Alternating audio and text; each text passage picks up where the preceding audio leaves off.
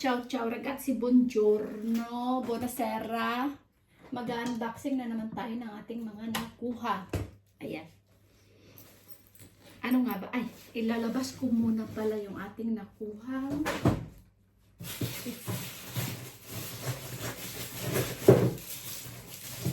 Ayan, nasa freezer. Tatay na natin yun.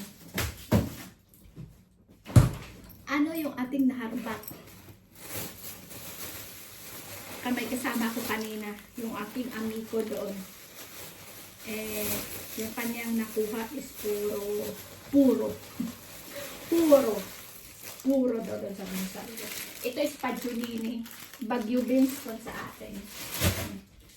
Sorry ha, at ako'y salita ng salita kasi yun nga, maingay talaga ako mapagsalita. Tapos, ito yung mga zucchini. Pajulini, tawag dito ng Bagyo beans at saka zucchini. Ewan ko kung ano yung tawag nito sa Pilipinas. Yan. Zucchini. Sa Espanyol is calabacin. Calabacin. Yan. Zucchini. Hindi ganun ka rami yung mga nandun kanina. Dahil may mga naghalukas pa rin. At ito, kinuha ko yung bulaklakin. Yan o, maganda siya. Diba? Ano nga tawag nito? Gitsamino. Gitsamino. Naano ito eh, para itong nagapang. Nagapang ba ito?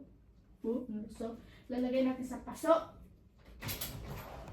Ng luso. Ayan, punong-puno na yung aking tiraso.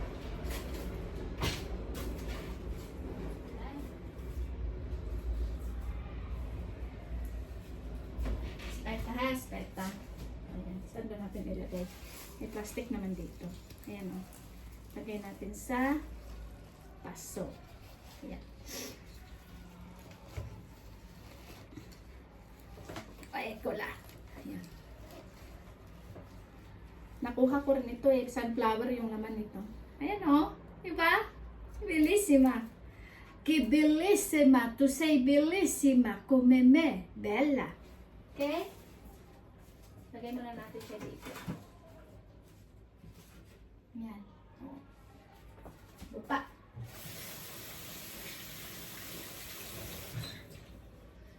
Ayun. Kay Bellissima.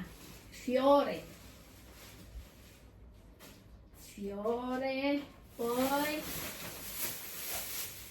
Ano pa dito? Rucola. Yung rucola na ito, nung luso ko, hindi ko alam kung ano ito sa English. Masarap ito sa igigisa sa nilagang munggo. Tapos, may papaya. Another zucchini. Yan. Binigay ko, tinulungan ako ni amigo kanina. At saka, grapes. Okay. At saka, ano pa dito? May avocado. Gagawin na namin ni Luisa ito ng ice cream. Luisa, bukas yung ating microwave. Okay. Tapos, another avocado. Okay, ragazzi. Yan yung ating mga na harbat.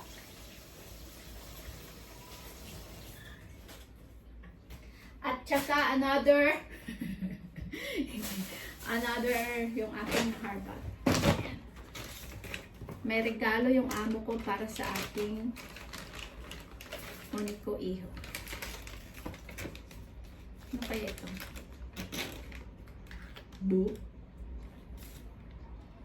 Pleasure is the hack. Blue. Oro in oro. It means oro is gold. Gold in gold. Oro in oro. So, oro kasi is gold sa Italiano. Tapos, ito rin, oro. pangalan din niya dito is Oro, tapos may in na square na ito si babo ng O. Yan o, babo ng O, may Oro. Kumakalog. Oh, kumakalog. Oro in Oro. So, gold siya para sa aking binata. Regalo ng amo ko. Nagka-graduation kasi. Ito jacket ko kasi kanina lumamig. Magsa-summer na. June ano na ba ngayon? 14. Sa 21 is summer na. Tapos ito, bigay rin ng amo ko para sa aking binata. Ayan.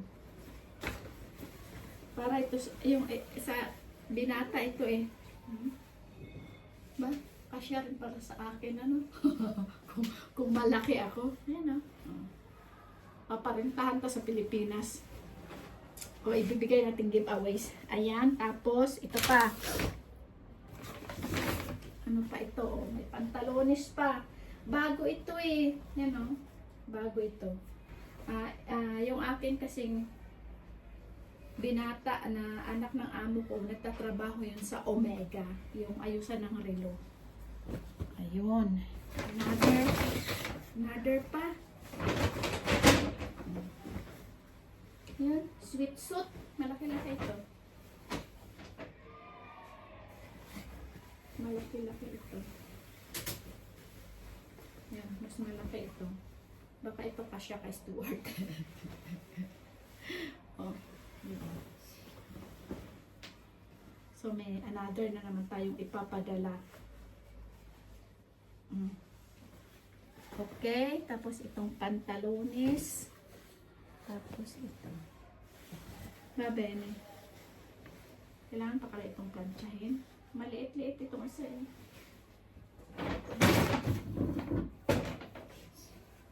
Lagay ulit natin dito.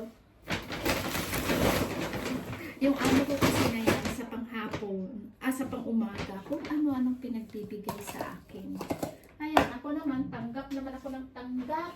Ay, syempre sayang din naman kasi yung mga pag inalok ka nila, tatanggapin mo na. Kasi minsan lang yan sila nag-alok.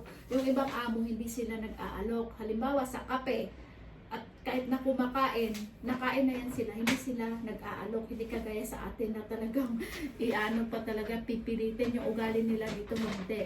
Pag once na kumakain sila at hindi ka imbitado, edi hindi ka kakain. At hindi rin naaalok kahit na kumakain na sila at nandyan ka, hindi yan mag-aalok. Tapos may halimbawa may dumating na kung may bisita or bigla ang dumating at nakain na sila, no, hindi yan ang aalok. Yung iba siguro, pero karamihan sa kanila hindi sila nag-aalok. Kaya yun, hindi nga sila nag-aalok. Kaya pag once na umalok sila, tanggapin mo na. Kasi pag umalok, hindi na yan aalok ulit. Bahala kayo pag kayo nagkaamo. Oo nga, ganyan nga sila. Kaya sa amo ko sa pag-umaga, pag inalok niya na ako nung una na ay kape. Yun, kaya doon ako nagla-lunch ng kape sa kanila kasi dito ako doon ako pala ako nag-aalmusal kasi dito ako nagla-lunch sa bahay kasi yung lunch ko is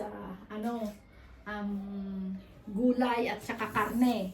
So no carb muna ako ngayon, so wala akong kanin. Pero pag ngayong weekend at saka weekend,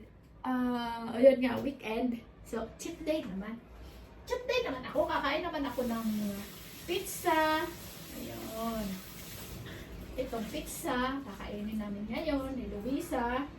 Ewan ko kung saan ko siya pumunta, mamaya pa naman alas 8. Alas 8 medyo yung labas nun sa amo, alas 9 nandito na yon. Kaya ayan. Ay siya ragazzi, so grazie for watching and alla prossima, sa next natin na giro sa ating pagda-dumpster. Okay. Ciao, ciao.